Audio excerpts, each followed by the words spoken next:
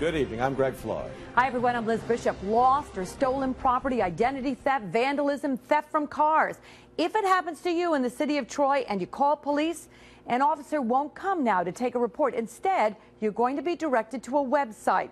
The police chief says his officers are spending too much time writing reports and not enough time on the ground. Jennifer Lukey joins us live tonight. Jen, you spoke with the chief today. How's this all going to work? Well, Greg, here's how the online system works. You go to the department site, their main page here, and you have file a police report, or right here. You click on that, and this is obviously for non-emergency situations. And here you'll see a list of things that you should use this system for: harassing phone calls, ID theft, lost property, theft from a vehicle, vandalism, some of the things Liz mentioned. You click on your category, fill out all the information, and then you can print a copy of your report right at home for insurance purposes. The chief tells me this program will give them the time they need to be proactive in neighborhoods that need them most.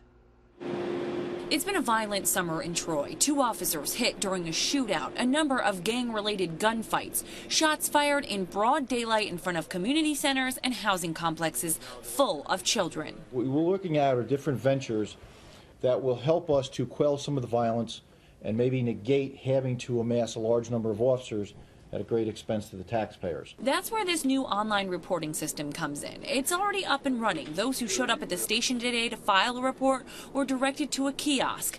An officer will still review each report. The data will be kept and mapped to look for patterns. If they really demand to have a car, we will still send a car. Certainly if there's an aged victim, someone that's infirmed.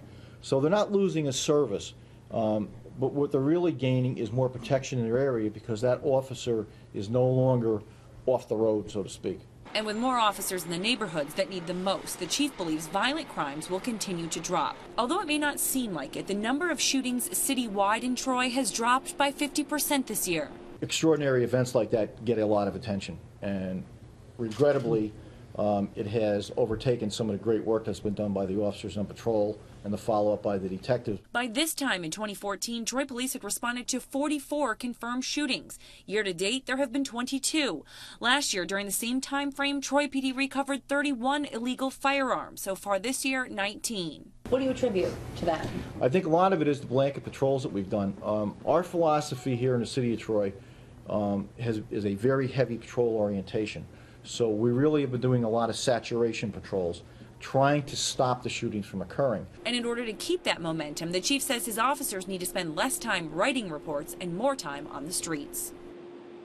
Now, the online system costs about $5,000 a year, far less, Liz, than it would to add officers to the department. How about it? Do any other local departments use this system?